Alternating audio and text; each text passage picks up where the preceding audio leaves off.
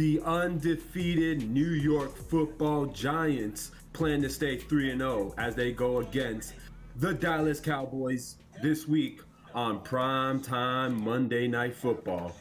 And I'll say this right now, being here in the heart of Texas, Yeah.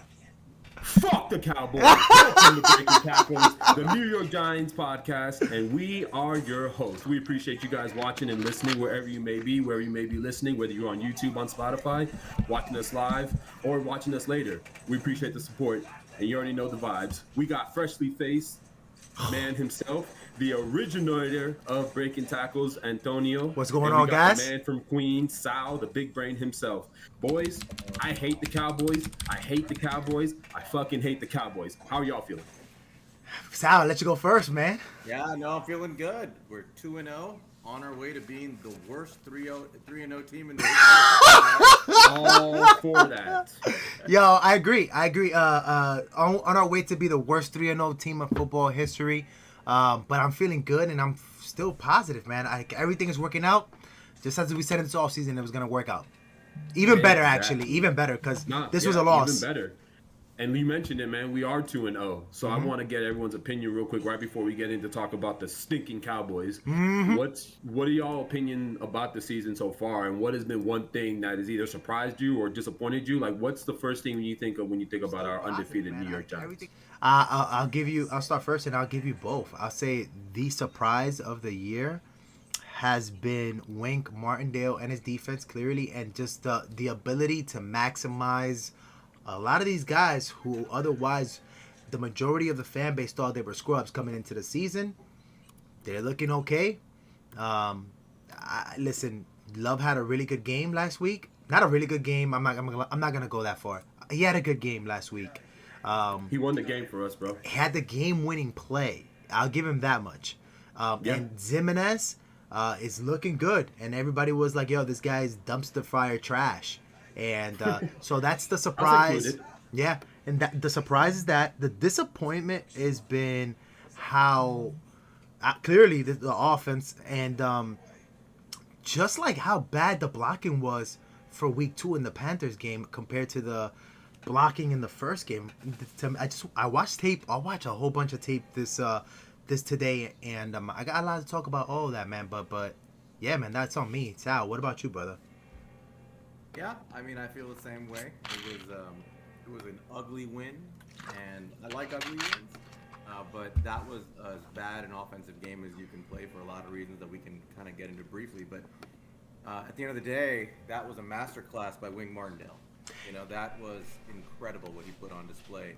And keep in mind, he's doing this with, kind of a really skinnied out roster, not a lot of depth.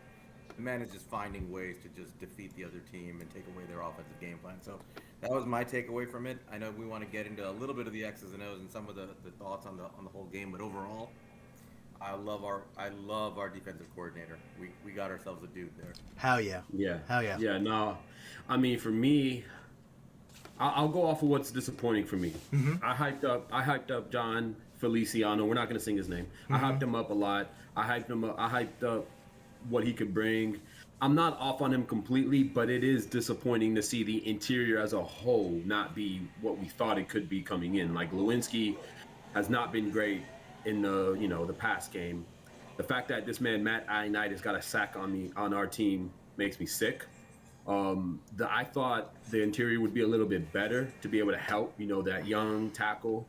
I mean, granted, I think if Andrew Thomas, the best left tackle in football, if he wasn't on our team, we probably would have a way worse offensive line. Granted, it's better than last year, but it's still something that they need to pick up. And like you said, they didn't block very well this last game in the run or in the pass. So you kind of hope that gets better. Especially in the run. They did a lot better in the pass, actually.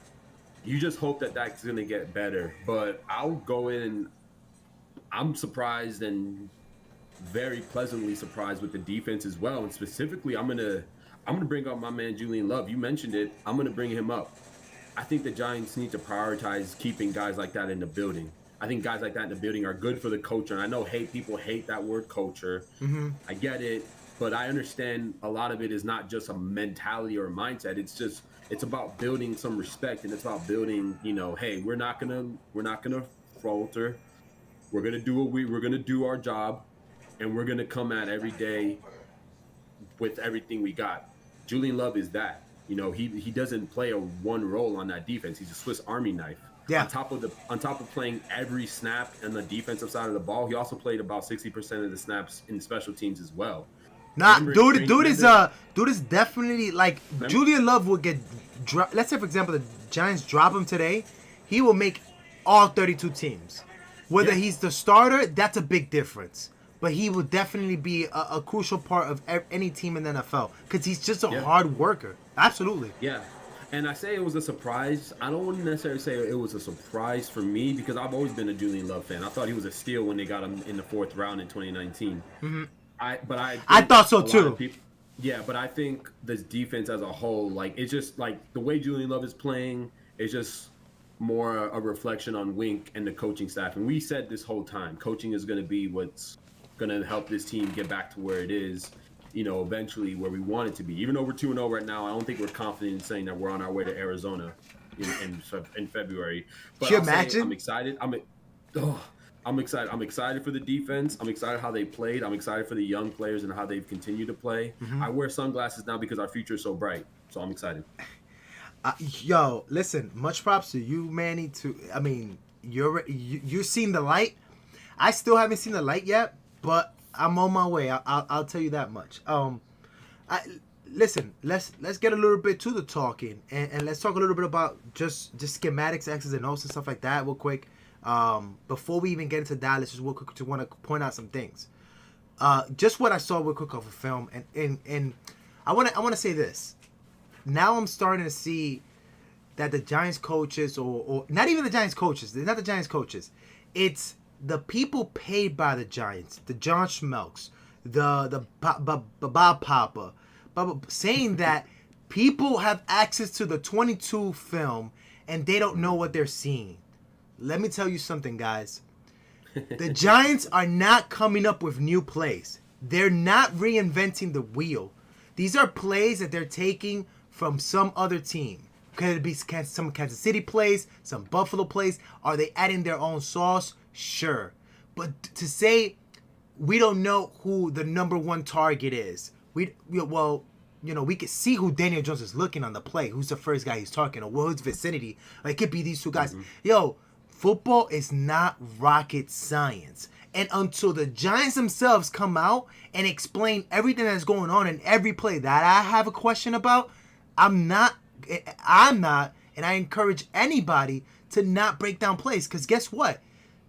ESPN guys break down plays. Local guys in sports channels break down plays. So why can't content creators on YouTube, on Twitter, break down plays too?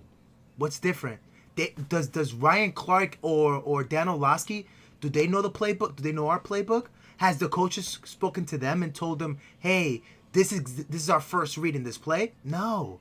Nobody's getting nothing, but yet they're doing it. And I understand they played at the highest level. Perfectly fine.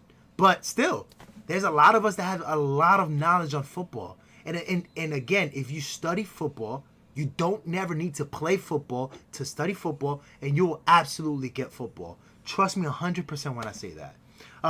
Now to the X's and O's. You mentioned, you started off saying Feliciano, you're a little bit disappointed in Feliciano because of the pass blocking or the run blocking. I'm here to say that after what I saw on tape, what I'm seeing is just miscommunication. The Giants love to double team blocks a lot more. Like, there was a couple of plays where it was inside zone plays, and it was either Feliciano and whoever our left guard was, and Glowinski and Neal double teaming pretty much guys, right? And then what was supposed to happen is that either the guards or the center have to go ahead and get off of the play and go to linebacker. Yo, who's out here making fun of me, yo? Anyhow, you're supposed to go to and pick up the linebacker. We're not seeing that from our guys. We're just seeing them go for the double team and then letting linebackers crash in free, untouched. So unlike last year I had no confidence in coaching staff to make adjustments. I'm confident in this coaching staff that they're gonna look at that Carolina tape and be like, "Yo, what's happening here?" Who's our offensive line coach?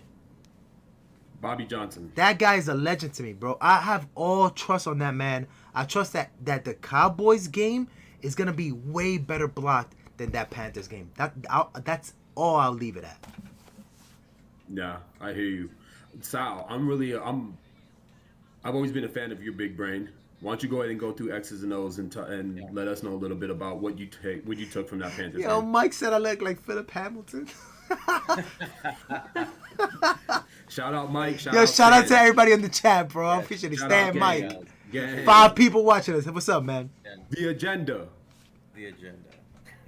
So, I mean, we've been through this discussion before about EPA and advanced stats and looking at Daniel Jones' performance. And before I go into that, and there's not much to say that's new, to be honest. But basically, I think when you look at the game and you watch the All-22, to be honest, in this game, it was obvious without the All-22. I mean, in real time, you could see broken plays where he just missed guys. Yeah. When you went back and watched the All-22s, I mean, there were at least 3 or 4 explosive plays, if not touchdowns, that he left on the table. And these are not plays where the blocking broke down completely or anything. He had time in the pocket. This is when we talk about pocket awareness and being able to manipulate the pocket. Where Dan Orlovsky did the breakdown today, where he showed a couple of plays where he's got open receivers, he's got touchdowns, and he panics. And when he panics and scrambles, he looks down. Right? Because he tucks his head down to not fumble the ball. I presume that's what he's trying to do. But then he's no longer a quarterback, right? He's not looking down the field and finding guys. And that's a big deal. That's a big deal that you're not keeping your eyes downfield. You're out here trying to figure out what's the lane that you're gonna be at. You're trying to rush before you pass first. Absolutely. So I mean, what that tells me, number one, is that if that's his instinct at this point, and you're a defensive coordinator planning a game against us, all you got to Blitz the shit out of him. Yeah, you just got to get pressure on him, and the play is dead, basically, right? Then it's basically let him scramble and try to stop a scramble, but any downfield threat is gone, right? For the most part. And until he proves he can actually scramble and be off platform, keep his eyes down the field, reset and throw, teams are just going to keep coming at him. Why wouldn't they, right? Because that's his instinct. The stats bear that out, right? We saw the Tony play where he was wide open. We saw the Sills play where he was wide open. The Shep play where he was wide open. There was the Bellinger. I'll say that about the Shep play is the one with the corner route to the end zone with the safety right there. Yo, I didn't like that play. I don't think Daniel Jones can make that throw. That's just me personally. But then what you're saying is he doesn't have an NFL arm. Right? Yep. I don't think he has that throw in him. Right. Oh boy. So there were play after play where Ash, what's going on, baby? he just couldn't make those plays. Right now, let's quickly look at the stats from NFL Next Gen Stats. I mean, I know Ash especially caught. Shout out Ash. Shout out gang. Caught hell like a lot of people on Twitter this week for the agenda. Right, and the fact is, you always hear that the line is bad. He doesn't have time to throw. Time to throw, so literally the time from the second you take the snap to when the ball releases. His average time to throw so far through the first 2 weeks is 3.1 seconds. That's second best in the NFL. That's crazy, bro. And that's not just line play. I mean, what that tells me is the line is not so bad that they're obliterating every play. They're holding on long enough for him to throw. But time to throw is more of a stat that measures of the decisiveness and decision making and processing of a quarterback. The best quarterbacks in the league are throwing the ball at 2.3, 2.4, 2.5 seconds, right? Because in 2 seconds, they can take the snap, drop back, scan the field. They know who's going to get open. They anticipate, and they throw with anticipation, right? And what he's doing is he's taking the snap. He's taking the snap. He's usually taking 5 steps. Locking in, dude. Locking in for the first 2 seconds on one guy before he thinks about yes. Yo, I saw that in the Sills play. So that play that Kadarius Toney was wide open on a crossing route, he's waiting for Sills. This is the mind-blowing part of that play. You know the routes that everybody is running, bro. You know that that Sills is running a skinny post into the safety. The safety has not bit anywhere. He's just sitting up there. Get off of that read. I don't even get that part. And to be fair, on that play, and Sills runs the route well, and he's not open, but he's holding that deep safety. Right? So no, perfect. The field is open. Right. enters that crossing pattern, there's nobody around him for like 15 yards. How you don't see him? He must be your second read there. That means he never got That's what I'm saying, bro. Yeah. So this is where the read comes in. This is where this is where coaches, you could tell me whatever you want. I'm going to go with what I believe. And that has to be a second read. There's no way that whoever the hell the wide receiver was that's coming out of the offensive line, he's coming now and he has to deal with so much traffic and he's like on a release route. There's no way you're gonna tell me that guy's read number 2, yo. It's just funny to me. Everything is funny. It's frustrating to watch because you're like, you know that basically there's probably 20 to 24 other quarterbacks in the NFL who make that throw or these throws. Right. And we don't have. Yo, one. Kurt Warner said 32. Kurt Warner said there's 32 quarterbacks better right now than Right. Daniel Jones on the Absolutely. league. And now you go back and you look at the stats, and I mean, I'm not going to dive into it too much, but I'll just say that his EPA was negative again. His aggression percentage. If you go to Next Gen Stats and you look at aggression percentage, I was in the space earlier today, and people were arguing with me and saying, no, he makes tight window throws. And this and that. He did And- though. He did make some crazy ass throws on that drive. That it There wasn't was- Daniel Jones yeah. at that time. That There, one there drive. was That one there drive. There was one play where he threw it across his shoulder. We threw it across himself and caught what's his name? Yo, Ricky James. he only likes in the he third, only likes so- he only likes the ball. He only likes to throw right in the middle of the field. That's the only confidence throw he has on him. So Yeah. but the stats tell you that there's a stat called aggressive play percentage, which basically is a measurement of what percentage of your passes are thrown to a guy who has 1 yard of separation or less, right? So basically, tight window throw, right? So he's throwing 9% tight window throws, right? And that ranks And him what's- as the seventh worst in the NFL. I knew it. 9% of his throws are that 9% are low. The median is sort of in like the mid-teens, 15 to 20 range, right? And like obviously the elite guys are sitting above 20, where they're not afraid to sling it on a lot of plays. Yeah. But and granted, the sample size after 2 games is not enormous, but this is sort of consistent with what he's done for 3 years. That's a thing. That's why That's Kenny the thing, Galladay's Sal. not on the field. Well, That's and why Kenny exactly Galladay's not on my the next field. point. That's exactly my next point. We signed Kenny Galladay, a man who made his living from Matt Stafford catching tight window throws. By the way, the second Detroit Lion we signed who made a living catching tight window throws from Matt Stafford. Right? Golden Tate was the first guy. Both of these guys, as soon as they got in Daniel Jones's hands, they all of a sudden saw their targets drop. Their Career production over. drop, they fell off the map. And like, Kenny Galladay may be washed, right? He doesn't have explosiveness off the snap. Maybe his hip is a problem. I don't know, right? Hips But- don't lie. But can he run a 10-yard route? I'm sure he could, right? And I'm sure Kenny Galladay can get out there and fight for a 50-50 ball, but it doesn't matter. You can't catch a ball not thrown your way. Yeah. And you think that Mike Kafka and Brian Dable hate Kenny Galladay? No. Right. You think they're idiots? No. But Right. I think the reality is they know that their quarterback will not make a tight window throw attempt. Yep. And basically, you're wasting reps by having Kenny Galladay out there who needs them. Sadly. Wow. I think That's more confidence than I have. I'm gonna tell you right now. I'm a little pissed off at our coaches. Just a little pissed off. I'm a little bit just. Can I? I'm I'm going to defend the coaches on this. Wait, sense. hold on. Let me let Sal finish what he was saying, and then we're gonna go to you, Manny, and then I'll go to me. Yeah, go ahead. Yeah. that's- We don't know, right? It's all conspiracy theories, but that's my theory of the case. Kenny Galladay, by all accounts, was a guy who was there early in OTAs. He tried to learn the playbook early. He was in practice every game hustling, right? He did everything asked of him, and I've never heard one story this is a bad teammate or anything, right? Last night, our buddy Matt Owen from who covers the Cowboys was on a Cowboys pod, and I asked him to ask Lance Meadows, who he was interviewing about the locker room and Kenny Galladay, and Meadows' response was, no, there's no problem in the locker room. This is everybody, there's no problem with Kenny Galladay. So why would you bench him, right? If he's clearly a better player than David Sills, why are you not playing him? In my opinion, they're trying to squeeze out every drop of offense they can out of Daniel Jones in this offense to try to win games.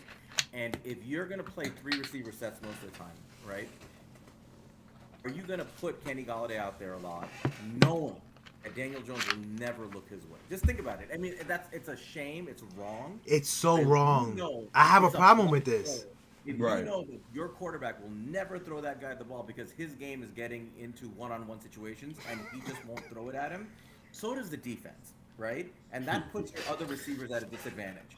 So my Right. theory of the case is basically that the offensive coordinators know that Daniel Jones is never going to use Kenny Galladay. It's He's a gonna waste make of. He's a everybody else waste. struggle. Yeah. And they're just saying, you know what, we can't do this with Daniel Jones, and he's our quarterback right now. So Kenny Galladay, he's just the wrong quarterback for you. You're going to sit. It sucks, but I'm pretty sure that's at least part of what's happening. I just Yeah. wish we knew that though. That's But my here's the problem. That like, Yeah. it's just that like, to me, I'm tired of giving the benefit of the doubt to all these coaching staffs, to the judge coaching staffs, all these guys. That's like, they're so smart that, what Sal is saying right now, that shit is advanced chemistry, bro.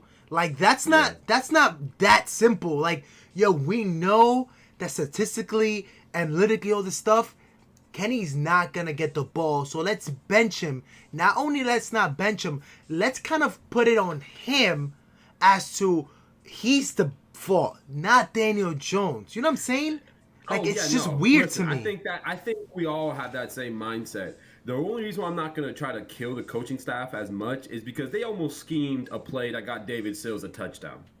But the quarterback missed it. There was 4 other plays that he missed KT in open space that could have been That's a touchdown. close to That could have been is in a the red touchdown. zone. He missed Shep at the goal line when they were in the red zone off for one of those Touchdown. turnovers at the beginning of the game. That's another thing. They had 2 turnovers that got him in the red zone early in the game and only got 6 points out of it. That's unacceptable. And then not to mention also he missed Bellinger in the end zone. I'm not going to say that he's been completely garbage. He's not, like, I think we played garbage last week. I think Baker Mayfield's terrible. Yeah. Yeah. Yo, But dude, I- we did everything to lose the last thing week. For me is just, and let's just get into DJ. I'll make it about DJ. I understand, like, don't tell me his wide receivers aren't good. Don't tell me that the weapons aren't good around him. Don't tell me the offensive line isn't good around him. We already know that that's not the case. We know what it is. We see the 32. We've seen those situations. And granted, like I mentioned, he hasn't been terrible. He hasn't been like the worst or terrible. He hasn't been good. He hasn't been great. He hasn't been what we wanted in the future. Albeit he did. I'm not gonna knock him on that third and 6 or whatever it was when he ran for the first down and pretty much The iced game-winning game play? and won That's it. Yeah. fine. That nobody. Yeah, I don't think exactly. anybody's killing him for that. I already said that pass. I already said that pass to Richie James, and when he threw it across his body, I thought that was ballsy, and he did. And The one that he Richie got James there. caught with his feet. That one. Yeah. No. The one Oh. it was the drive that got the touchdown on that drive. Is Okay, like towards the middle across of the his field. body. No, I thought that shit was. Bro, take all the risk you want, Daniel Jones. That's what I want to Yeah, see like, you I'm- do. like, Take I'm risk. just- yeah, he didn't kill the game for us, anything like that. He didn't win the game for us, I don't think. He did on that one play. He did ice it for us. That's great. Game But 2 of we won as of despite right- him. Yeah, I mean, as of right now, I still expect the Giants to draft a quarterback in 2023. I don't care how many games they win. If they make it to the playoffs, it doesn't matter. Unless DJ is the MVP of this league, he will not be the starting quarterback unless he takes a vet min to be the backup or to be the practice squad guy. No, But to be honest, you're doing a mistake if you bring him back, because Yeah. that's If gonna this be team- bad. like, the only way that he gets back is if this team looks dominant coming, like, from now until the end of the season. If Bro, it's a juggernaut. But I don't think he's Jimmy, gonna get benched. bro, That Jimmy wouldn't was make gonna sense at get all. kicked out of the 49ers, and they look dominant. You know what I'm Yeah, saying? I'm confident in saying he isn't the guy right now. He has a lot to prove to us. You guys have mentioned it already. We've talked about it in nauseum. He's gonna have his shot again this weekend. You can basically kind of put this issue to rest because, It's only a matter of time. I'll tell you, the nail It's been might come soon. More than 3 years. It's the first 3, and the only reason, honestly, that he's still here is because we didn't have the cap space to replace him, and John. There wasn't good Mara enough wanted him. options. That's fine. He had a chance to come in, and I'll be honest, I was one of the people who was optimistic, thinking, okay, maybe this coaching staff can get enough things right where this guy looks like one of the top 15 type quarterbacks in the NFL and makes a run at keeping his job. That was sort of my hope, right? Early on. That's why you were optimistic on the record before. On the wins. Gotcha. Because in my opinion, if you have an average quarterback on this team with our schedule, this team should win 9 to 10 games. I agree. That has always been my stand. That was your agenda. I agree. Right. As soon as I saw him in early training camp, and people were like saying, "Oh, look at his throws." I was watching him in training camp with whatever we could see, and I was seeing this dude miss players, and I was like, "Forget it, I'm off," because I just yo, you was off, bro. You was like, yo, 6 wins.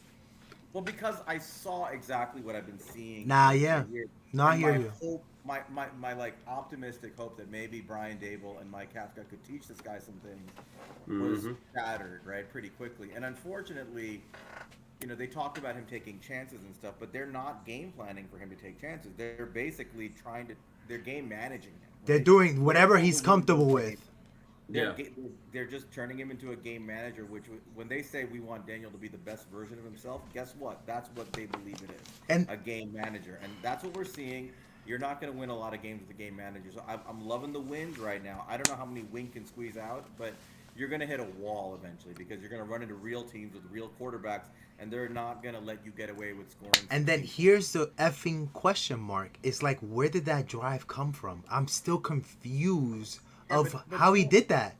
But Tone, backup quarterbacks do that all the time. That's true too. They put together like that amazing drive, or yeah, they win an amazing game. They can't consistently do it. It's about the consistency, and they don't. Broken clock is twice. Right. And so that's the thing. So can he turn it around in the final 15 games and become something he's never ever been? Sure. Right, but like, are you? Right? Like, can I walk in a 7-Eleven tomorrow and buy the next Powerball ticket? Sure, right? Like, but like, looking at reality and saying, okay, well, you know what? It's cool. He is what he is. He's a game manager, and I think we should honestly go into the last 15 games analyzing them, understanding this is a game manager, and we have to try to find a way to game manage our way into a win. All right. And that's how I would approach it. Let's get to Dallas, and I'll say this, dude. That kid has to be careful for his life. This is a liability game for him in terms of his career, because just off what Orlovsky is saying, that he's out here just looking at pressure, and then he just starts like ducking and weaving at that point. Yo, those Cowboys sacks on Burrow were violent, and Micah Parsons is trying to hurt people out there, bro. For anyone that says they don't know who Micah Parsons is right now, you're Stevie Wonder. You don't know what you're looking at. No, dude, he is the real deal. Yo, bro. Parsons, for anybody not sure, Micah Parsons is the best defensive player in the NFL, and it's not even close. He's the best player right now on the Cowboys team. I don't care if Dak is back healthy. He's the best player on their team right now, without a doubt. He might be the most impactful player on defense in the NFL for the last several years. This is a game wrecker. He is a game wrecker. To not take this guy seriously is to guarantee your team a loss. You literally have to game plan for this guy because he will destroy your offensive game plan unless you take him seriously. You're better off taking chances by finding a way to contain him and fighting off the other guys than just saying, you know what, we're going to run our offense and let this guy do what he has to do because he will defeat you by himself. That's how good yo, guys, this is what I would never. If the only thing I care about is if you tell me this, and this is what it was funny, and I'm gonna call out Zero. You said Simmons from the Titans he's not Aaron Donald, he's not scary, and he almost single-handedly won the game for the Titans. Guess what, Zero? This is not Simmons. Simmons was second team All-Pro. This is the All-Pro outside linebacker who was also Defensive Rookie of the Year, Micah Parsons. Please put some respect on that man. We will absolutely know where that man is on every damn play. And we're going to make sure that we're covering that man because he could end the game. There's no doubt about it. You do not disrespect guys who win All-Pro. Never! Don't ever disrespect anybody who's All-Pro. First year. That's crazy! That's crazy! Especially on that doesn't happen. I mean, I get recently we've had a few offensive linemen, Tristan Wirfs. And through 2 games, he's having a better year than last year. That's it. Yeah. Through 2 games, he's having a better year than last year. I was saying last year, as in, like, he had, like, obviously, there are rookies recently that have come in and made extreme impacts to their teams right away. Tristan Not Wirfs, like that, man, bro. Rashawn Slater. Yeah, Jamar Chase. Those guys. I'm meaning it as in, like, nowadays rookies are coming in more often or not and making those impacts on the team. But Micah Parsons has like. By He's the been way, on you're absolutely he's right been on on. a steady move. You're right on Chase. Chase was second All Pro last year, so that is a crazy impact on a team. He's been steady just like this, moving up and up. And this year, obviously, it showed 2 games, 4 sacks, the most pressure, the most pressures in the league right now, the most sacks for losses in the league right now. Yeah, he's a dog. You definitely got to work on him, and it's not just him either. You know, like obviously Diggs. And Diggs, you know, he had all those interceptions last year, albeit he isn't. I mean, this last game against the Bengals, he did give up 75 yards, and his partner Anthony Brown gave up 69 yards on 7 receptions and a touchdown. So the secondary isn't like elite, but that D line helps him. Obviously, D Law is there. D Law is still there. Whatever his first name is, D Law is still there. Darius Armstrong was coming off a game where he had 4 pressures and 2 sacks. And then they limited the run game with Joe Mixon only having 57 yards, pretty much 3 yards per carry. Now against the Bucks, they didn't have much to do there. You know, they couldn't stop Leonard Fournette. He had over 100 yards. But I think what the defense was doing, and I think what they're going to do this game, I think they're going to.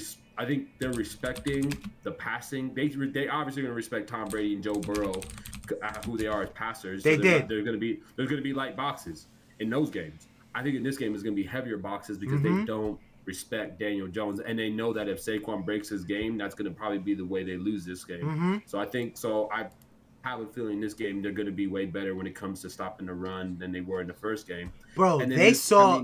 I'm sorry for interrupting, Manny. Yeah. They saw the Panthers film. They saw that game film. They saw that if their linebackers shoot those gaps as soon as they open, they're gonna go ahead and kill Saquon Barkley 2-3 yards behind the line of scrimmage. Right. So right. Kafka, the ball's on you. What are you gonna do, Kafka? And I think also too, like, you know, when we talk about the defense as a whole, like they're the reasons why the Cowboys aren't 0-2 right now. They won that game for the Cowboys. I know the offense, you know, started off hot, 14-0, but that defense for me is what is really getting this Cowboys team. Is really what's getting this Cowboy team going. I definitely think we just talked about our offensive line. We talked about the offense. I definitely think that, you know, this is gonna be an uphill battle for our offense, to be honest. And we're all talking about this offense taking the next step. It would go a long way if this is the game that they take the next step, because it's not just the Cowboys who have a good defense. It's not just playing against Micah Parsons and the D line, but it's the time that they're playing them at. It's Monday Night Football, prime time. It's big lights where we've seen Daniel Jones not play very well, and we've seen the Giants look embarrassing on prime time recently. So this is a big barometer game for this, not just the team, but just everybody, because the coaching staff has been awesome, has been great, and it's great when you can look good early afternoon, late afternoon games. But now let's see what happens when you know that you're the only game on TV. No, yeah, absolutely. Yeah. So their defense is interesting. I think if you look statistically at our defense and Dallas's defense over the first 2 games, actually very similar. You know, very similar performances overall. Both sort of ranked in the top half of the league. You know, sort of in the 12 to 14 range overall. But we got there in very different ways. So Dallas very consistently has been extremely successful stopping the run, and they're actually fairly weak stopping the pass. Okay, despite their pass rush, their secondary is, if there's a weakness on this team, it's in their secondary. And if you guys watch any of the Cincinnati game, they have some blind spots there. Because they played a lot of zone in that game. I spoke to Mario. He said that they were playing a bit of a mix of man and zone, but I saw zone and I saw a lot of holes in the zone. So they were playing that zone, but when they tried to play man late in the game, you know, when they had Diggs trying to match up against Boyd, I mean, he was getting killed. And so, you know, I don't know what kind of pass defense they're going to bring against us, but they clearly, their base is basically more, like usually more of they play mostly cover 1. They play a 4-3 cover 1 type defense, but I think they mix it up. The problem with them is they only have to rush 4, right? They generally do not blitz. They bring 4 guys. because what they'll do is they'll bring 3 of their front 4 in on a pass rush, and they'll line up Micah Parsons all over the field, and he'll be that 4th pass rusher, and somebody else will drop back in to cover the middle crossing routes and things like that. So they're only rushing 4, and they get there, right? So I think Joe Burrow was throwing the ball in about 2.5 seconds or less, and what did he get sacked, like 7 times or something in that game? I mean, it was insane. So they get to the pass rusher, they get to the quarterback very quickly with a 4-man pass rush. They do a pretty good job because they have good linebackers of stopping the run. So they're stout up front. Their front 7 is fearsome. Their secondary, if there's a weakness, it's there. And to beat that secondary is not easy. You basically need a quarterback who can drive the ball to the intermediate and deep level to keep them honest. And that's exactly where our quarterback kind of doesn't do a good job right now, at least right now. If I'm Brian Dable and Mike Kafka, I'm thinking, how do you slow down this front 7? And I'm thinking, yes, Saquon has to have something where he just has to win on his own, but screens, shuffle passes, short plays, short passes. Daniel Jones cannot drop back and take 3.1 seconds to release the ball. No. In 3 seconds, he'll be sacked 3 times over. He's gonna get hurt. He's gonna get hurt.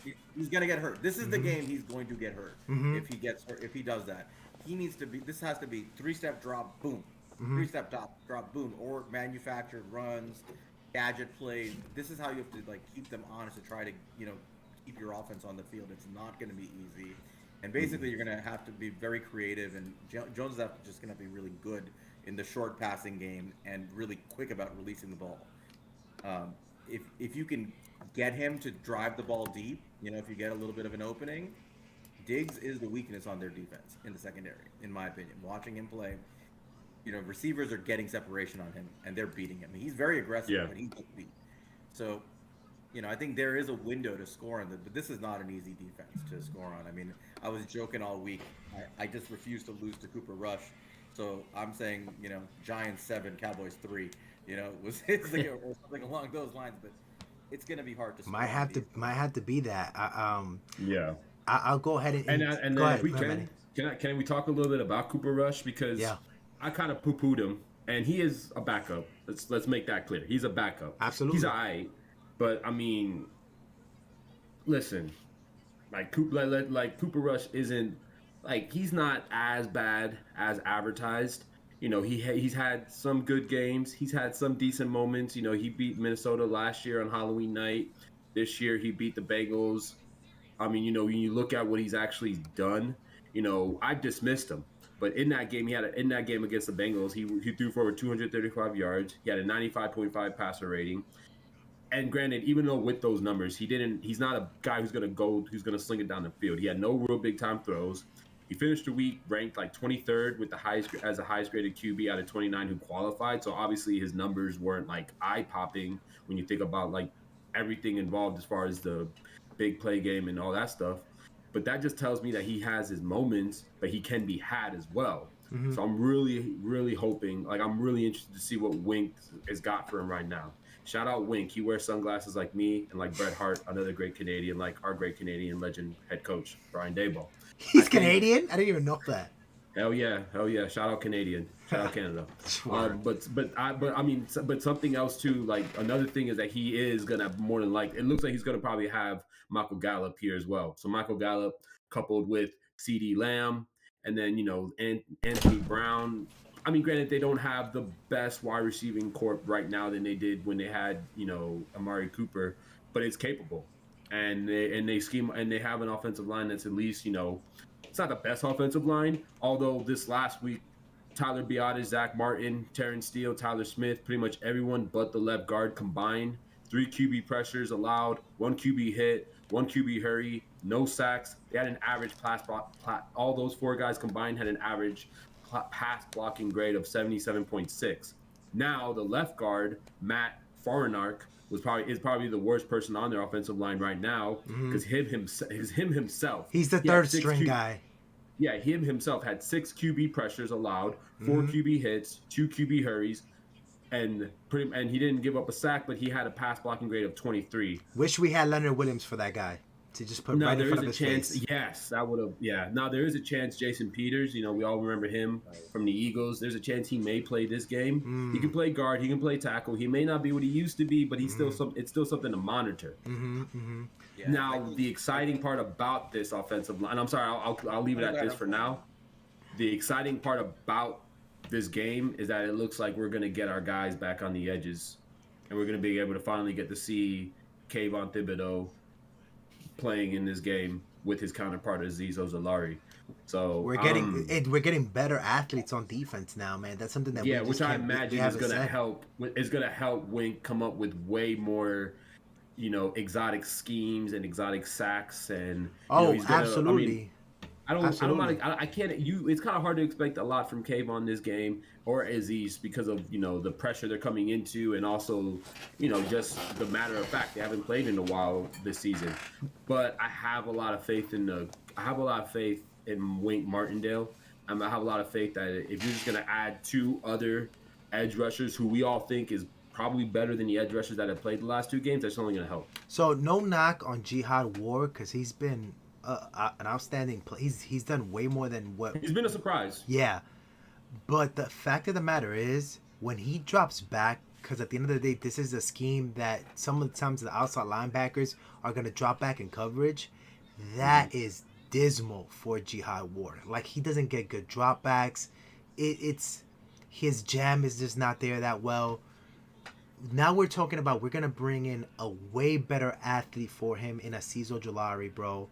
Like that is a night and day the difference in what's gonna happen there at that strong side outside linebacker, and I'm excited for that. I'm way more excited to see Azeez than I am to see Kayvon. Kayvon to me is an absolute wild card. Whatever the hell we get out of Kayvon, just like whatever the hell we got out of O'Shane Ximines, I'm gonna be more than happy with. I'm expecting an upgrade over Ximines, but Ximines, on the contrary, his dropbacks, and his passing defense wasn't bad at all. So it's gonna be interesting to see if Kayvon could match that or play that even better. I'll go this on Cooper Rush. Cooper Rush is playing with house money. That's all there is to it.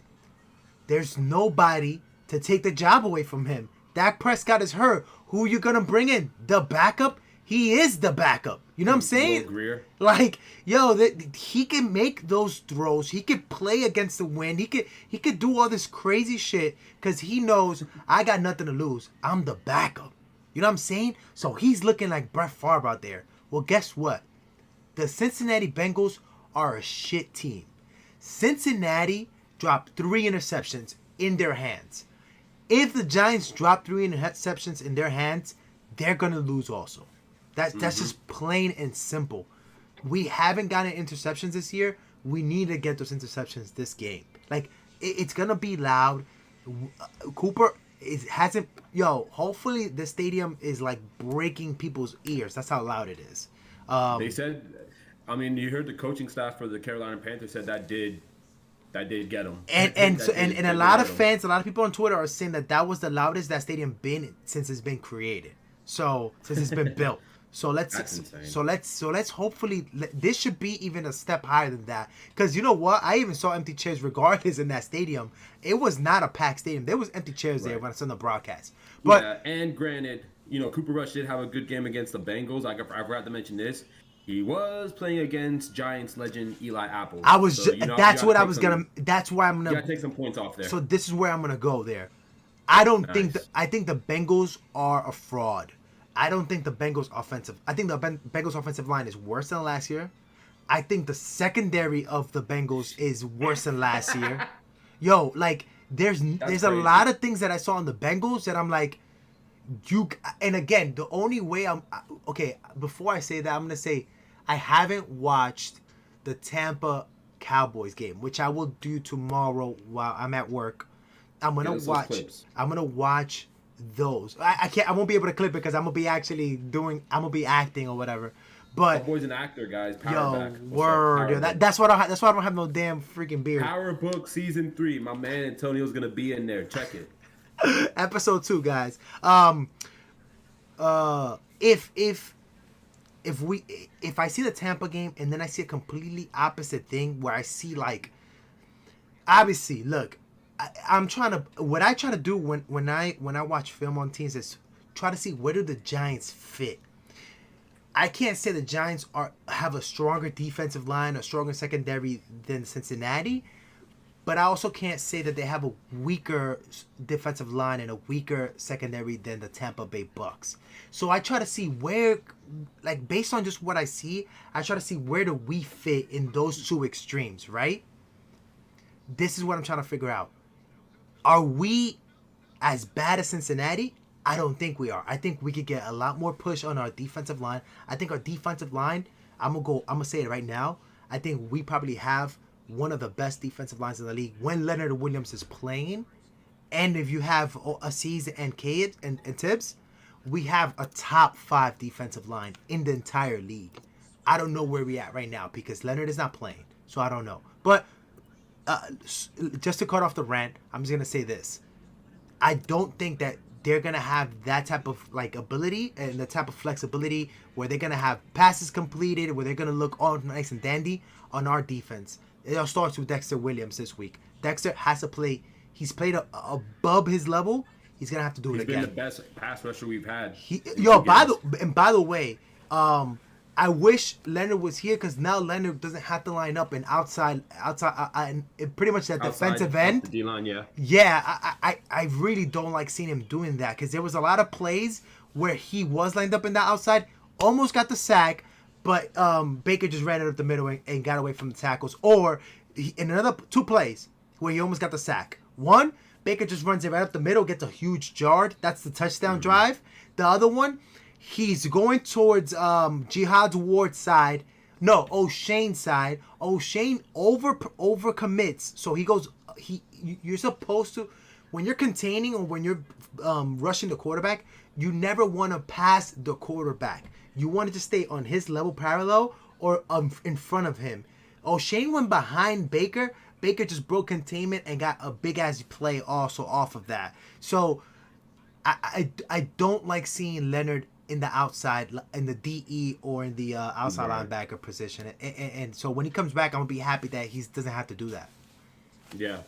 Hopefully he gets back to those guys sooner than later. They say he's a fast healer. They must think this man's gonna come back like sooner than later. Which that's kind of part of course, right? They won't ask him to do much. That's the thing. They're gonna ask him to play more of that DT, that 2-3 technique. Right, yeah. So it's not gonna ask him, hey, don't out here, you're not gonna bend the corner. You're not gonna bend the corner and fuck up your knees. Right. Yeah. Go against the guards, go against the center. Gotcha. I mean, the matchup here, this is where I like talking, obviously you guys too, about where we match up with the Cowboys, our defense, their offense. And again, like I was saying before, our defense matches up pretty evenly with their defense. We got there differently. We have the same points per game, correct.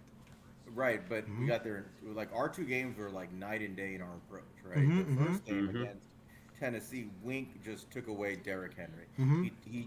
He had guys load up the front, up the middle, dared Henry to bounce outside or run into the mess, and basically said, we're just containing you. You can pass on us, that's fine, but we're not letting you beat us, right?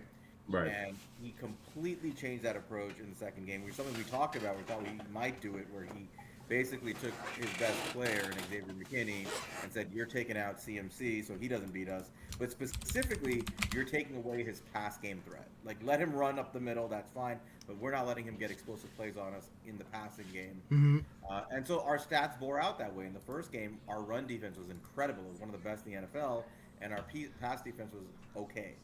In the second game, our pass defense numbers, because Baker Mayfield couldn't beat what Wink was doing, was spectacular, and our run plays looked bad because Wink was basically saying, take it. You want to take the up the middle runs? I'm not afraid of you doing that. I'll let you take that yardage, but I'm not letting you throw the ball over my, I'll let you take it. I'm not letting you throw it to CMC and beat us that way. So we got there in different ways. The point is Wink adapts. He adapts constantly to what he thinks is the biggest threat to score points on the other team. And the question is, what's the biggest threat on the Cowboys? And obviously their receiver room is very impressive. They're getting Michael Gallup back this week. Brown has been good. Obviously, Lamb is elite. There is a good chance. Sorry, as injury report, there's a good chance Dalton Schultz isn't playing this game. Which Who's is their number one which is tight end. great because every tight end for the Cowboys seems he to had have a, like he currently had a Yeah, he your tight end on the currently Cowboys, you smoke he us. has a minor sprain to his PCL, but as of now he's day to day. He didn't practice today. It's the same injury that Zeke had last year, although he didn't miss a game. But you can obviously tell Zeke looked slower and didn't look as powerful as he usually did. I mean, I think the Cowboys are still at their heart a running team. They're built that way, and I think Wink will try to take away a lot of the interior run game. And with Pollard and with Zeke. Here's the problem. especially that Cooper Rush is now their quarterback. They're gonna Right, go heavy so- formations. But here's the thing, Rush, and dude. and Cooper Rush. I mean, we laugh, right? And I the idea of losing to Cooper Rush is one I can't fathom, and that's why I keep saying like, we can't lose to this guy. But here are the actual statistical details. So I said Daniel Jones takes 3.1 seconds to throw the ball, right, on average. Cooper Rush, 2.42. Jesus, Quick with the release. That's actually pretty good, right? that's great. Daniel Jones average. I think the best one in the league is Tom Brady at 2.5. I think. Well, he's up there. He's actually one of the better ones, right? Okay. The average air yards for completion, Daniel Jones 5.2, Cooper Rush 6.5. Remember the aggression percentage, the balls you throw into tight windows, right? He's better than Daniel Jones. Jones, much better. So He's Jones better is than at Jones. 9.1% of his throws. Cooper Rush throws almost 16% of his throws into tight windows. The only area where Cooper Rush is not as good. as Completion Daniel Jones- percentage. Exactly. And I hate this shit, bro. So he's a less accurate passer, but he takes shots. And I think we should realize that Cooper Rush will take shots over the intermediate and deep game. He has receivers, he trusts them, he rips it. He'll They're a fly. better team than us, man. Right, but he also is a quarterback that's not afraid to take those shots, and their offensive line hasn't been very good. He's releasing the ball quickly, and he's taking deep shots, right? So, to me, that reads like a guy who's not very accurate, but he's willing to take deep shots. You're going to have some part of your front seven just key in on the run game and stop that, which maybe means that you can't go with 3 safeties in this game on your base, right? You need to probably have 2 linebackers play this game continuously with your front 3 guys who we argue about who it should be, but I mean, it might be Nick Williams, it might be Jihad Ward, it might be a rotation of those guys with Dex in the middle and guys like Ellis and Davidson. They're probably going to rotate these guys. Who's our cornerback? Who's our second cornerback this game? Yeah, so that's the thing. Our second cornerback, I think, is the same. My guess is the same as last week. We're probably going Adoree as 1, and we're going Cordell Flott? number 2. Okay. And, Yeah. and we've got, obviously, Darnay, and they're going to have Fabian Moreau out there in rotations. But I don't think we're going to have the benefit of 3 safety sets in this game. I think what we're going to see is them have Xavier McKinney play all the downs, and we're going to see Dane Belton coming in on more what they think are more pass downs, and Julian Love coming in more on rush support. But they're not going to be able to cheat and have the 3 safety sets in this game. No. And that means your corners are going to have to make plays when this you have to get to Cooper Rush quickly because he's going to release the ball fast. You got to get there, right? He's going to scheme pressure. This is one of those games where Wink's cornerbacks are going to have to hold up, make plays on the ball, and basically, in my opinion, you're going to need an interception in this game. One of your cornerbacks is going to have to pick a ball off in this game to turn it. If they cannot make a play on a Cooper Rush ball, and he's perfect in terms of not committing turnovers, we're gonna have a really hard time winning this game. But you're We have making to me- force them to a mistake. You're actually making me feel just a little bit better, Sal, because what you're telling me is the Cowboys are gonna be on 21 personnel or they're gonna be in that 12 personnel. 21 is 2 running backs, 1 tight end. And 12 personnel is 1 running back, 2 tight ends. Regardless of the fact, it just means there's going to be 2 wide receivers on the field. That means that we could be in what's... I feel like with the Giants, the heavier the set, the more convenient it is for the Giants. Now, the more defensive backs you got to put in there, I think that's where I personally get nervous for the Giants because I don't trust this secondary. So I trust Wink to scheme it up with these these linebackers are not big name brand neither, but it's just like the bigger risk is always with more secondary guys out there. So that just makes me feel better that Adoree, keep doing your thing, bro. Shut down whoever the hell you're in front of. We only got to worry about one guy. You know what I don't want to see in this game? I don't want to see Xavier McKinney in the box. Like, I get it. You want to have You want him him out. cover. Yeah, I don't think you're going to. You want to see him Really. cover Tony Pollard? No. Let Dane Belton do that shit. Let Dane Belton cover him, or let a corner cover him. I'm cool with that. Don't J. go Love. ahead. Yo, or Love. I'm cool with I that. think in this particular game, because you're basically going to be counting on, we're going to show fronts that'll try to take away your run game. Mm-hmm. You want Cooper Rush to be the one who's trying to throw the ball because you're trying to force it. This is a game where you're trying to force a turnover. Mm-hmm. And it looks like You got to help your Wink- cornerback. Yeah, I mean, Yeah, you gotta and- just think, McKinney's got to be he's got to be helping the corners. And if Adoree, I don't know if Adoree plans on traveling with CeeDee Lamb or not. He typically stays to his side. I actually can see this is a game where I can see Cordell Flott matching up a lot, a lot of snaps with CeeDee Lamb, depending on where he lines up. Xavier McKinney is going to have to help somebody, and my guess is, he'll probably help Flott. But I don't think you can afford to use Xavier McKinney, like you said, in the box here. He's got to be helping out one of the corners, or to basically try to force a mistake. So Mike said that what the Cowboys want to do is pretty much kill us with play action, and this is why I want Xavier McKinney to be back there, because when the play action happens, if they do catch the ball for whatever reason, I want Xavier McKinney to deplete people. I want him to take people's soul away. That's what I want him to do. The one thing that Wink has done very well is that he has shown that, like you guys said, he's going to change his game plan up every week. Week 1, we had King Henry, big body running back. Who you think is taking out? Who you think is taking out? What do you mean? Who you think is that guy? So King Henry week 1 he took out. CMC week 2. I was saying like week 1 against Derrick Henry. Big bodies. They activate Quincy Roche. I get they you. Put in Jahab Ward. Yeah. Week 2 against CMC, they had pretty much safeties on them. Diamond, so right? It looks like Dime. it's gonna be. Yeah, he's gonna. No, be but versatile okay, but with I'm gonna this ask you scheme. now. Who is it? The guy that you absolutely have to eliminate him on offense? CeeDee Lamb, I think you have to. CeeDee eliminate Lamb? him. If you could eliminate CeeDee Lamb, then that's gonna be very helpful to We're the Giants defense. we're all on board on that. It has to be CeeDee Lamb that has to get shut out in this game. And I know what Sal was mentioning about not following. I think Adoree's been following his guys. He's been following. He blanketed Robert Woods. He's been 1, and following. He blanketed Anderson as well. And shout out Cordell Flott.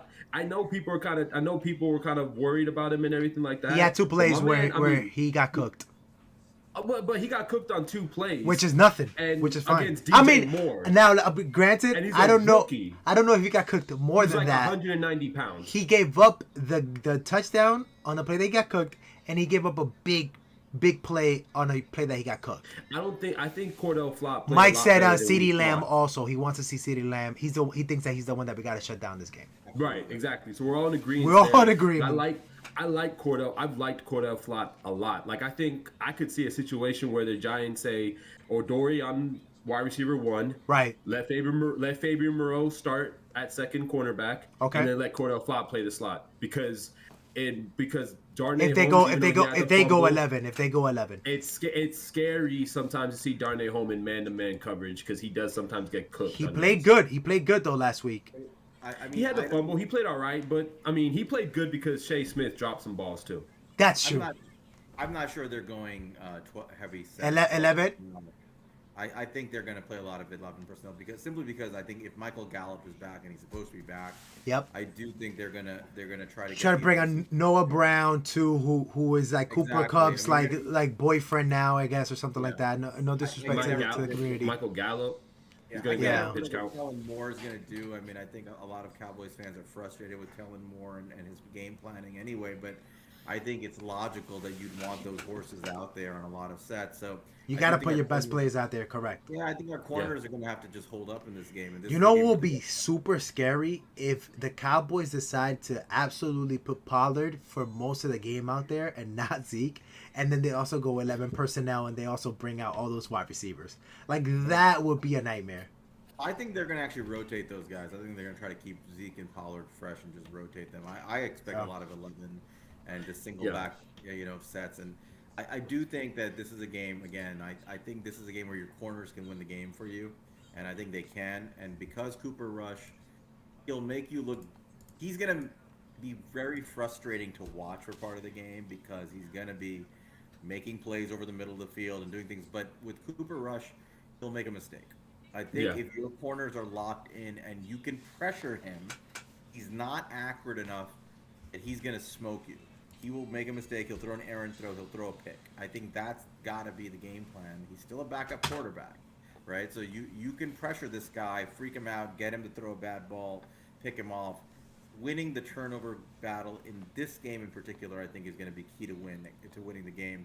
And I think we can. I think Wink is he's a better defensive coordinator than Kellen Moore is an offensive coordinator by a much Absolutely. larger margin. Absolutely. Yeah. Kafka versus Quinn. Where Kafka versus Quinn might be a pretty even matchup in terms of the chess game, right? I would say this: the drop off is not as big Not as as big. Wink and Kellen Moore. But I think that in this game, both defensive coordinators are a step ahead of the These are offensive coordinators. Excellent defensive coordinators. And, Yeah. and this guy might be the only defensive coordinator that we see all season that his resume looks better than Wink's. Yeah. So that's- guys, No, no, go ahead. I'm sorry. No, Go go ahead, finish it off, bro. Go finish it Yeah, off. yeah, And I I, was I just- just think at the end of the day, I keep harping on it, but to me, this is a game where the three keys to the game from the defensive side are have your guys up front be able to stand out there and stop the run with a little bit of linebacker support, but Yeah. we're not expecting secondary support. Get pressure on Cooper Kupp quickly because Cooper Rush quickly because he's going to release the ball fast. He knows he can't stand back there, and your secondary, specifically your safeties, you have to make a play on the ball. Quick, This is a game where you got to make a play on the ball. quick question: are you guys concerned about Pollard in the screen game? To be honest, I've been really happy how the Giants have been stopping the screen pretty much. Also for the first two games, so that's not my concern when it comes to Pollard. I'm scared of more Pollard in runs and in pass plays, but I'm not scared in specifically screen plays. Yeah. I'm not worried about him. Yeah, I think we have the athleticism on the edges, especially with Kayvon and Aziz. Mm-hmm. And I think our cornerbacks, I mean, Darren Holmes had a fumble on a screenplay last Mm-hmm. week. So, yeah, no, I'm not too worried about it. But On a Pollard- perfectly blocked screen, too. the On a change of perfectly pace- like the set up change of screen. pace scares me. The change of pace does scare me. Bringing in power back, speed back. Mike said that does scare me. Pollard's going to be used a ton in the passing game. I think we all agree on that. And they Right. will never not feed Zeke. Zeke is Jerry Jones' Jerry Jones loves Zeke, so because it's like the owner keeping Daniel Jones on us. I'm sure Jerry Jones is keeping Zeke on the field too for them, and I want to listen. The more I see Zeke on the field, the happier I will be. And that's just me. Shout out the Yankees. What happened? Won, and in the playoffs. Let's go. Let So here's Hey, where so I agree guys- with Mike. Here's where I agree with Mike on the screen game concern. Mm-hmm. Their offensive line is a little bit weak, but Mm-hmm. Tyler Smith has played well at left tackle, much better Yeah. than expected. And Zach Martin is still Zach Martin, and a lot of those screens you're gonna have, Smith and Martin, moving around, maybe Martin pulling. So if they can get Pollard the ball with Martin and Smith in front of him, that's a problem, right? I mean, that's going to be a difficult thing for us to get around because those are just strong, athletic guys. So there is a risk there. I think the key to that, honestly, is you just got to get there and blow it up in the backfield quickly. And this is Yeah. where I don't know how explosive Kayvon and Aziz are going to be. One guy's coming off a calf injury, the other guy's coming off, an MCL strain.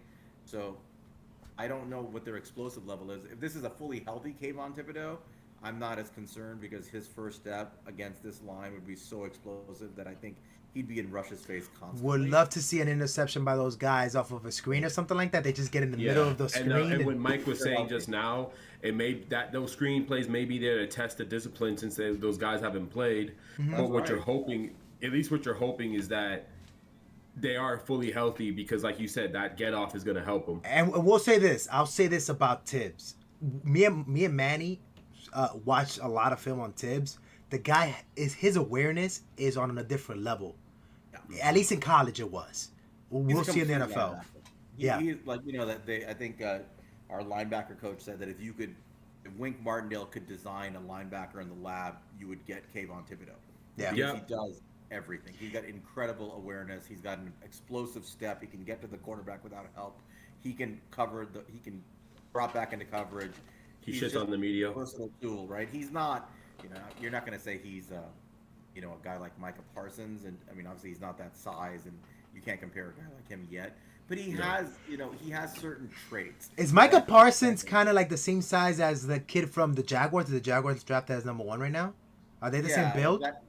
He's smaller than him. Oh, okay. But the same kind of athleticism, He's a big dude. He's a big dude, like in 6'3", 6'4", 250, right? Yep. Yeah, I mean he's not as big as Trevon Walker, I don't think, but okay. I think in terms of athleticism, off the charts.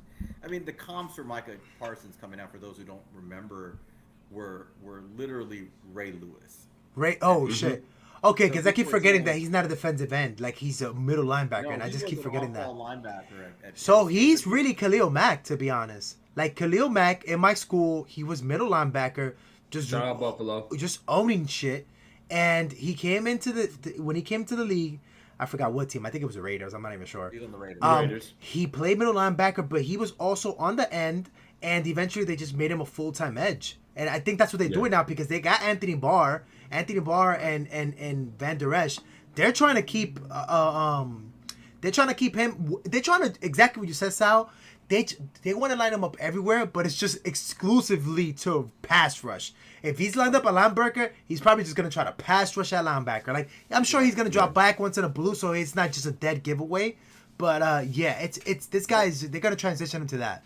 And not comparing Kayvon him at all, because that's crazy right now. But what I mean is, I think he's better than Mac. He's better than Mac, absolutely. He's a very versatile player. When he's fully healthy, I think you're going to see Kayvon all over. You're going to see him drop into off-ball linebacker duty. You're going to see him rush the passer. You're going to see him line up on the interior. So I really am curious to see how they use him. You can't do that with O'Shane Jimenez, right? You can't do that with Jahad Ward. Mm-hmm. But you can do that with Kayvon Thibodeau. And and before we wrap it up, and before we get some scores, and Mike, by the way, post a score that you think this game is gonna go, and Stan, if you're still there, and whoever's there, post your scores. We're about to give our prediction scores right now. I just want to say this, like, in terms of Kayvon, and we're probably, like, hopefully we see Kayvon this Monday. I'm not ready to say that Kayvon is gonna have a crazy impact for the rest of the season. I think Kayvon needs to put on a little bit more mass. I think Kayvon's ceiling is high as hell just because of his motor. He's a freak athlete. Yeah. But I think once Kayvon puts up 10, 15 pounds of weight on him, I think he's gonna be on a freaking different level. Because once Kayvon has a bull rush as well as a just a spin, not what is it called? Like, just has more than one way to beat you, which is either strength or speed. I think that's when he's gonna be like, just like, yo, what the hell is this guy? But right now, I don't know. I'm not feeling it right now. So, you just said it. Let's end this pod. Right. Victory Pod Part 2. Didn't talk about that.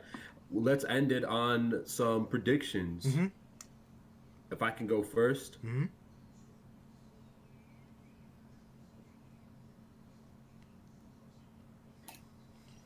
If Daniel Jones cannot outdo a Cooper Rush, what the fuck are we talking about? Uh-huh. That's where I'm at. Mm-hmm. I don't know. I'm not saying the Giants are overly better than the Cowboys are. Mm-hmm. I'm confident in saying Daniel Jones is better than Cooper Rush. I don't have a lot of confidence in Daniel Jones, but I have confidence in that statement.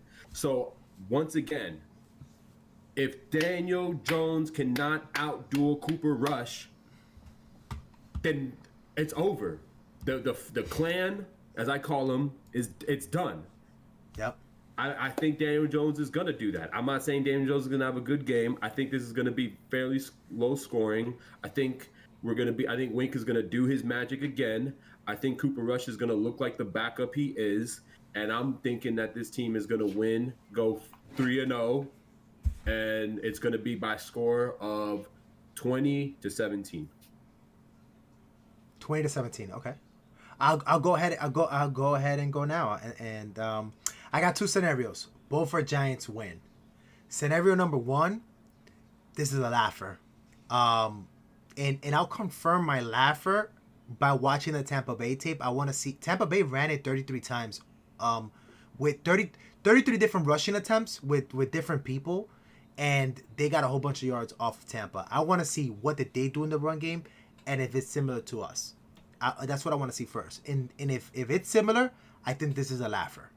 Not saying that we have a better offensive line than them. I just think that our offensive line could play a lot better than they did in Panthers game if they just work on their blocking assignments better. It's not that big of a mistake neither. It's little mistakes that I think made the difference in that game. Laugher, it's going to be 27-20 Giants, which feels like it's a close score, but it's not going to us looking at the game, it's not going to feel that close. So that's one. Two, Tyrod Taylor comes in at the half because Mike said that this is going to be the game. He said it in the preseason. He said this is going to be the game that Daniel Jones is going to get hurt or he's going to do really bad and they're going to have to bring Tyrod Taylor in. I'm still praying that happens. Tyrod Taylor finishes his game, wins it for us, and it's going to be closer than that. Probably it's going to be 24-21. Go ahead, Sal. So, I don't share your confidence that Daniel Jones is actually better than Cooper Rush. I just gave you statistics to tell you. I mean, Cooper Rush did beat Joe Burrow. So but that's exactly what Manny is saying. Like, if you don't beat him, oh yeah, you're dead. Right, exactly. And I'm not sure he's actually better than him, flat out. He's not. Statistically, you just put the statistics of just last week. He's right. definitely not better statistically. But right. Even as just overall talent and everything, I don't know. It's a wash. Right? It's not clear. But I still think that this is a game where you're talking about this likely being a defensive chess match, and I just have a feeling that Wink Martindale is going to actually really frustrate the Cowboys, really frustrate them. And I don't think that they're going to have an easy time scoring at all. And I feel like the Giants are not going to have an easy time scoring, but they're going to get a couple of they'll get that one drive from Jones. I think they're going to get an interception or a turnover, and they're going to turn into points. My brain is telling me to say Giants 17, Cowboys 13, but I've been saying the same score all week, and I'm sticking with my energy. Mm-hmm. Giants 7, Cowboys 3. Yo, the Giants win a nasty, nasty, ugly game. If Wink manages to keep the Cowboys to 20 points or less in this game too, I'm doing a one-man parade for this guy, bro. I'm doing a one-man parade. I swear to God, I'm going to record myself. I'm doing a one-man parade. It's crazy. I hope. I mean, maybe I'm wrong. I don't think the Cowboys are scoring 20 points in this game. I don't think they're scoring 17 points in this game. I just feel like he's going to drive their quarterback so insane that it's going to be very hard for them to put points on the board. First pick six in this game or not? Do we have a pick six in this game, you guys? I think there's going to be a pick. I'm going to definitely say that I'm going to predict that one of our cornerbacks, it might be Cordell Flott, right? Because I think Cooper Rush will probably look that way, and I think that kid's aggressive. He plays kind of the modern style cornerback, butt to the sideline, eyes on the quarterback, because he also has that slot background. Right. I'm going to predict that Cordell Flott picks off a ball. I don't know if he's going to take the pick six, but we're going to turn that into points. I'm going to say Darnay Holmes pick six. Go ahead, Mike. Manny, what you think? Pick six in the game or not? I'm going to go with my boy Stan. Shout out Big Blue Stan. I think it's going to be a pick six the other way. Oh. Yeah. Okay. So. All right, so let's read some predictions out here. Mike has the game. Shit. And Mike, credit to Mike. He put the Panthers to lose last game, but this week he has Cowboys 17, Giants 13. It is what it is. And we Stan. Did you give a prediction? No, Stan didn't give a prediction. Oh yes. Yeah. He got Dallas 26. Fudge. Yo, he says we suck. Tarpon punt return for a touchdown. All right, there you have it. Yo, for my co-host Sal at Queens Guy, Manny, Agenda. What is it? Give me your Twitter again. Agenda Pusher 58, pushing agendas. The agenda. There you go. At BT Giants, guys. Thank you so much for everybody who came through and watched us. Whoever they did. Shout out to Mike. Shout out to Stan. Shout out to everybody who came into the chat and looked at us. Ash and the Get Back. Absolutely. And shout out to Mace, man. We'll bring Mace another time. We couldn't bring him this time, but we'll get him in there. And yeah, man, look out, be in the lookout. I'm gonna have I made on a podcast kind of previewing the Cowboys. I did it with Cowboys fan Mario, who's super dope, knows his stuff, and that's gonna be dropping tomorrow at some point. This is gonna be dropping tonight. Yo, Mike, we're gonna have you soon over here, brother. Yo, guys,